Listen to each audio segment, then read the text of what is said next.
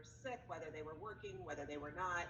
That bridged people to the first federal stimulus package, which meant that by the time we furloughed people, and as we furloughed, we said, we'll definitely continue to cover your medical benefits, and they were eligible for that first stimulus package, because that all was really important to us. And the way we've been communicating has also been really important.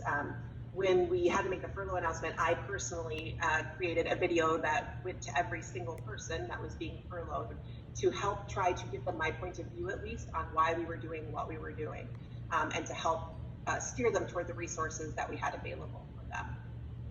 I think as we went through the pandemic, then we started to accelerate some of our other decision making. What we were seeing in the minimum wage decision was we definitely had a large quantity of people. This is their livelihood. This is what they do every single day. And we had been weighing and talking about getting to a higher minimum wage over time. And we just decided that now was the time, given how many people were working so incredibly hard to provide these essential services for our customers. It was that perfect pivot point to say, you know what, now is the time for us to invest in our people further and make sure we feel like we are doing the best we can to present them with that livable minimum wage. And so every one of these decisions, of course, you're trying to balance all your constituencies, from shareholders to communities to employees. But when we knew we were already on the path to get there, pulling that forward and doing it quickly for the people that were working at this point was really important to us. What I'm hearing from what you're saying is that you balance communication with a tremendous amount of honest empathy, as well as focusing on flexibility and empowerment of your workforce. Is that a good summary? Yeah, I love that you've gone there. At Best Buy, we have what we call 4 inclusive leadership behaviors. And they are empathy, courage, vulnerability, and grace. And we started down the path well before COVID of working with our leaders on exhibiting these behaviors as we were trying to create a more inclusive environment. But what we have found is that in the new way that we're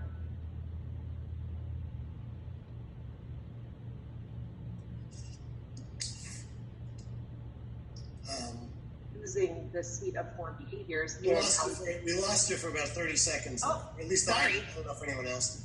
Sorry. Funny, I came into the office because the internet's more stable, so go figure. But we have 4 leadership behaviors that are empathy, courage, vulnerability, and grace. We started those as they related to our diversity and inclusion efforts, but what we have found is that in the new way of working, they are really attributable to every day and how we're making decisions and how we're communicating with others. And so we are continuously kind of going back against these behaviors and thinking about, is the way that we're communicating, is what we're saying really tied to living those behaviors? And so I think, what are people craving right now? They're craving context and clarity, and you to do it in the most honest and empathetic way possible. And I think we continuously are trying to tap back against those guiding principles.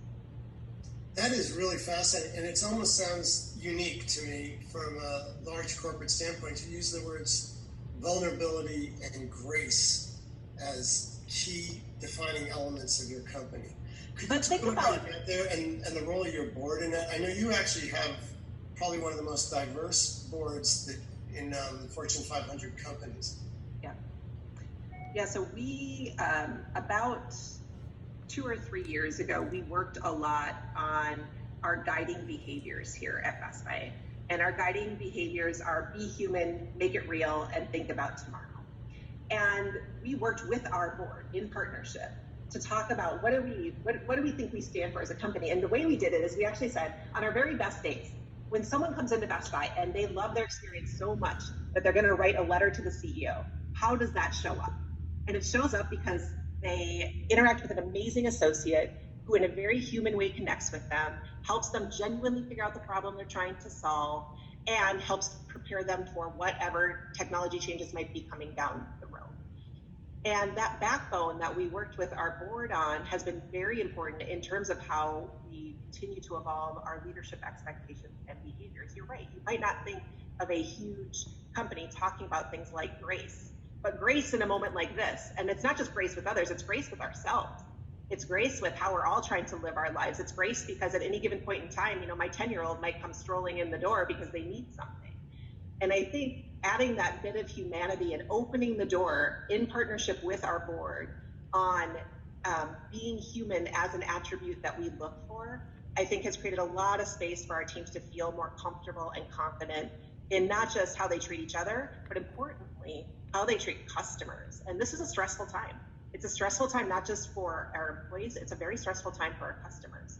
And I think the more human and real you can make those interactions, the better the chance you can solve that customer's problems, but do it in a way that feels like you're really empathetic, you said it, to their situation. Wow, that's very revealing, and I appreciate you sharing that with us. Another big issue which came up during your one-year tenure, your corporate headquarters is right there in Minnesota where the tragedy of George Floyd occurred. You're a Minnesota native.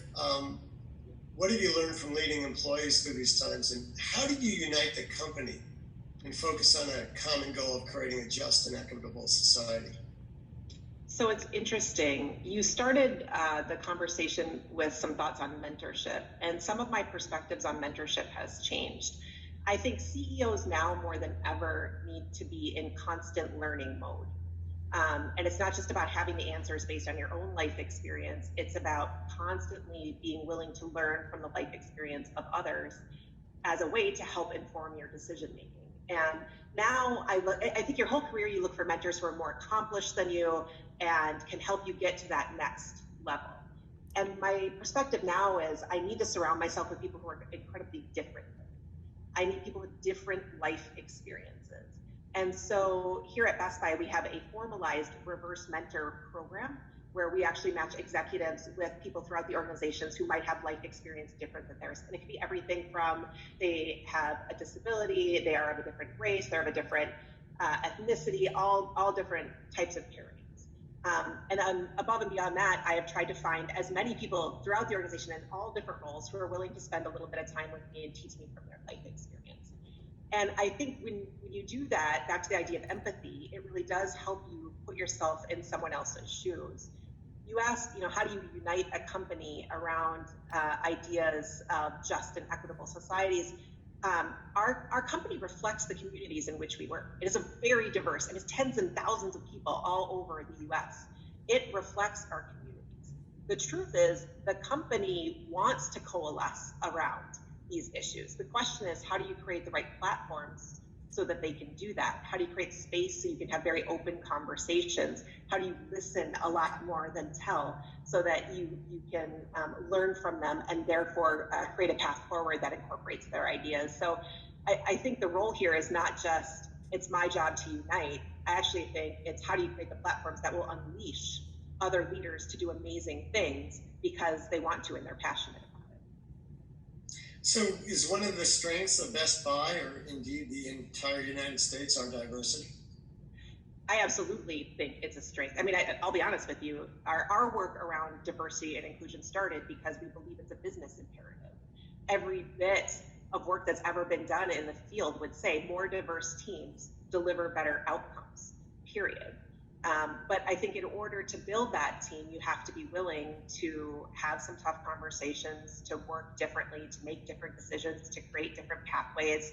But I would say we believe strongly this is not just you do it because it's good, you do it because it's also a business imperative. But then you have to commit to it and start the path on work.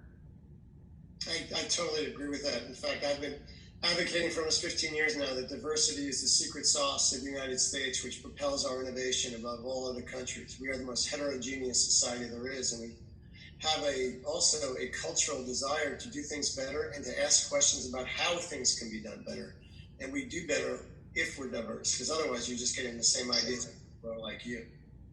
Yeah, I love that. I love that point of view, and I think that's very much what we also fundamentally believe in. It's nice when you are a company like ours that has locations across the country, and by your very nature, if you're willing to listen and willing to unleash people, you have representation that very much mirrors that diversity that you're talking about across the country.